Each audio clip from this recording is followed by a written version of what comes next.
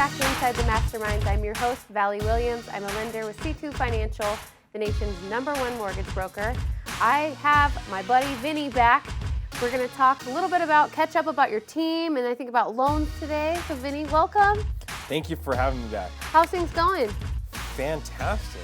I'm so glad our first one was positive enough where you invited me back to another time. Yeah, well, you're growing your team, right? Business going well?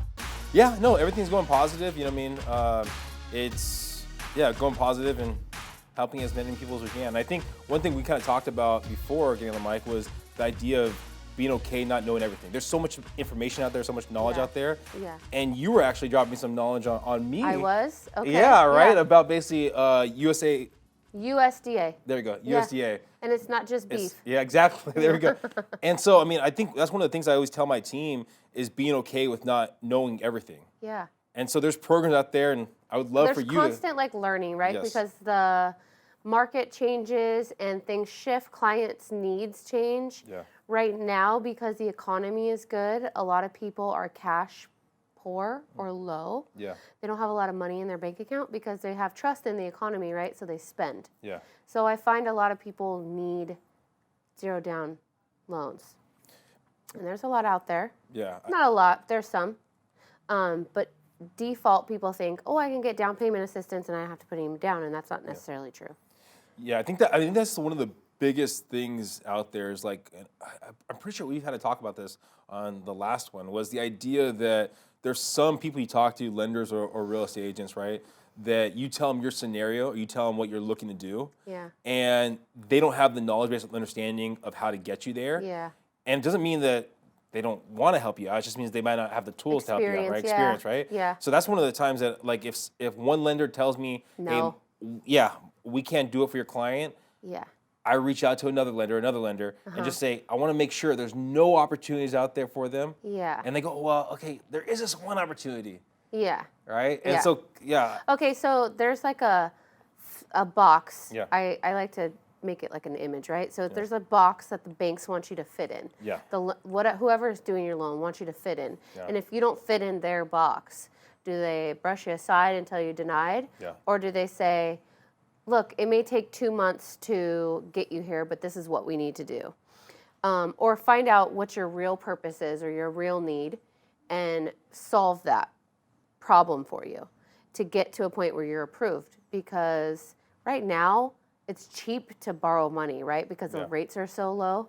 So, and my advice is when it's cheap to borrow money, that's when you borrow money. Yeah.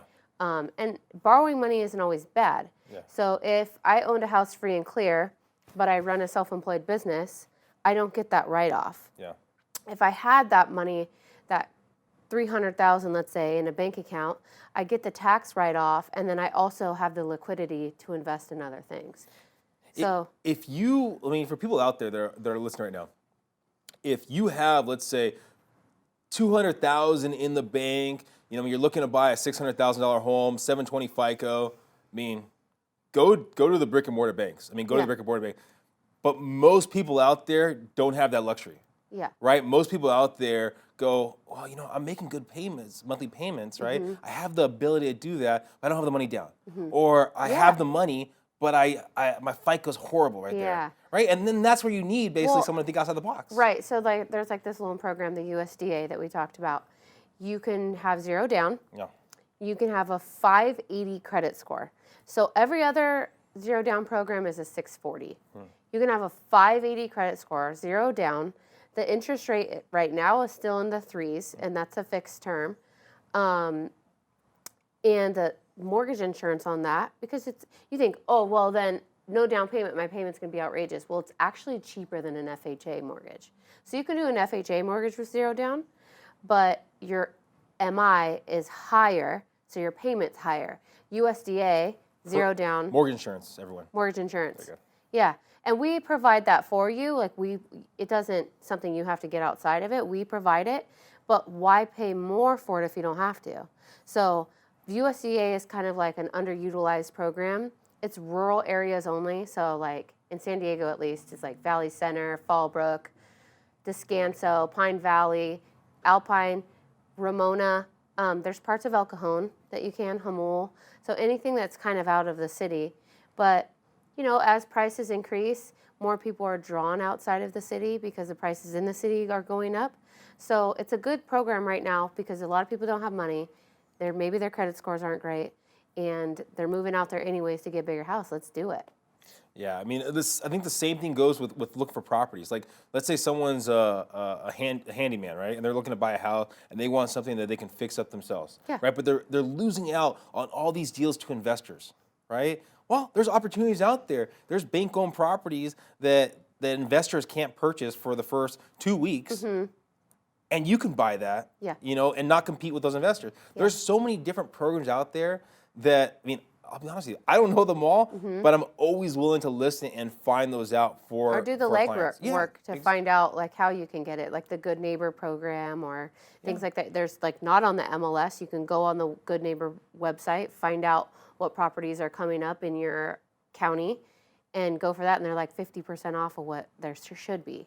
Yeah. So I mean, I think it's the big thing is being aware that we don't know everything and being okay with taking advice from someone else. Yeah, and the first no isn't the end all be all. You can find somebody that may think outside the box. It may just be a little tweak and you don't have to wait. And it's just something that another lender didn't realize. So there's so much to know. One thing that I love is this is a quote from one of the people I had on my podcast, Road to Growth, was the idea for every no, it just means you're one step closer to that yes. Yes, yeah. I agree with that. So don't be deflated that if one lender, one realtor said no, your dream is not possible. It just means you're one step closer to finding the right realtor or the right lender. Well, haven't you heard one of your clients say like, well, I haven't had my job for 2 years, or I don't have 20% down, and they like I'd say don't qualify yourself. Yeah. Let a professional do that for you. I mean, all power to you.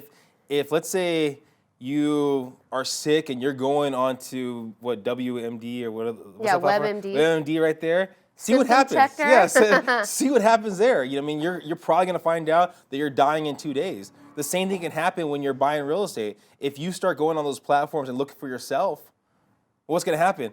Well, you're dying on the real estate field. Well, what's the point, too? Because you're looking for yourself, and you can't write your own offer. So by the time you're ready, you find something you like, you're already behind the 8 ball because maybe you don't have your pre-approval done, which your realtor would have told you, and you have to go find a realtor now and ask them to write the offer for you.